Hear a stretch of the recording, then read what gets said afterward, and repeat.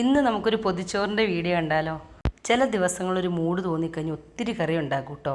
പക്ഷേ ബേസിക്കലി എനിക്കിങ്ങനെ ഒത്തിരി കറി കൂട്ടി കഴിക്കാൻ ഇഷ്ടമല്ല കേട്ടോ. ഞാൻ പെട്ടെന്ന് ക്ഷീണിച്ച് എനിക്ക് ഉറക്കം വരും, എന്താണെന്ന് അറിയത്തില്ല. നിങ്ങളാരെങ്കിലും എന്നെ പോലെയാണെങ്കിൽ ഒന്ന് കമൻറ്റ് ചെയ്യണം കേട്ടോ, പെട്ടെന്ന് ഇങ്ങനെ ഉറക്കം വരുമെന്ന്. ആലങ്കാരികമായിട്ട് പറഞ്ഞു കഴിഞ്ഞാൽ തൂശനില വെട്ടിക്കൊണ്ട് വന്നിട്ട് നല്ല തുമ്പപ്പൂവിൻ്റെ ചോറ്, ഇത് തുമ്പപ്പൂ ചോറല്ലല്ലോ, കുത്തിരിച്ചോറല്ലേ, അപ്പോൾ കുത്തിരിച്ചോറ് വിളമ്പിന്നൊക്കെ. പക്ഷെ ഞാൻ അങ്ങനെ ഒന്നും ആലങ്കാരികമായിട്ട് പറയുന്നില്ല. ഇല വാട്ടിയെടുത്ത് നമ്മൾ ചോറ് വിളമ്പി. ഇത് കൂമ്പും പയറും കൂടെ ഉള്ള തോരനാണ്. പിന്നെ ഇത് കപ്പ ഉണക്കി വാട്ടിയത് പുഴുങ്ങിയതാണ് കേട്ടോ. ഇനി ഇരുന്ന് കഴിഞ്ഞ് കഴിഞ്ഞാൽ കൊതി കാരണം മേടിച്ചാൽ, പക്ഷേ എനിക്കത് തിന്നപ്പോൾ എന്തോ ഞങ്ങളുടെ നാട്ടിലുണ്ടാക്കണത് എനിക്ക് ടേസ്റ്റ് തോന്നിയത്. പിന്നെ ഇത് കക്കാത്തോരനാണ് കേട്ടോ. കക്കാത്തോരനും വിളമ്പി. ഇത് ചൂടത്തോരനാണ്. ചൂടാന്ന് വെച്ചാൽ നമ്മുടെ ഇവിടെ കായലിൽ കിട്ടുന്ന ചെറിയ നത്തോലിയില്ലേ, കുഞ്ഞു നത്തോലി, അതിനാണ് ചൂടാന്ന് പറയണത്. അത് ഇങ്ങോട്ടൊക്കെ ഞാൻ കണ്ടിട്ടുള്ളൂ, നമ്മുടെ അങ്ങോട്ടൊന്നും ഞാൻ കണ്ടിട്ടില്ല. പിന്നെ ഇത് മത്തി പൊരിച്ചതും വെച്ചു. ഇത്രയൊക്കെ കേട്ടോ നമ്മുടെ കറികൾ ഇന്നത്തെ.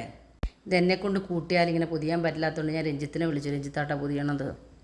ഈ വീഡിയോ എടുക്കണ കാരണം നമ്മൾ കുറച്ച് ലേറ്റ് ആയിപ്പോയി കേട്ടോ. നമ്മൾ ചെന്നപ്പോഴത്തേക്കും ട്രെയിൻ എടുക്കാറായിരുന്നു. ഭാഗ്യത്തിന് ട്രെയിൻ മിസ്സായില്ല. പിന്നെ നമ്മുടെ പൊതിച്ചോറിൽ ചാറുകറിയായിട്ട് ഉപയോഗിക്കണം. ഇത് ഇന്നലെ രാത്രിയിൽ വെച്ചതാണേ.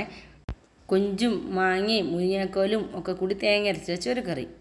പിന്നെ ഉച്ചയ്ക്ക് ചെന്നപ്പോൾ രഞ്ജിത്ത് എനിക്ക് അവിടെ നിന്നൊരു ഫോട്ടോ അയച്ചു തന്നിട്ടുണ്ടായിരുന്നു, തുറന്നപ്പോൾ ഉള്ള സീനാന്നും പറഞ്ഞുകൊണ്ട്.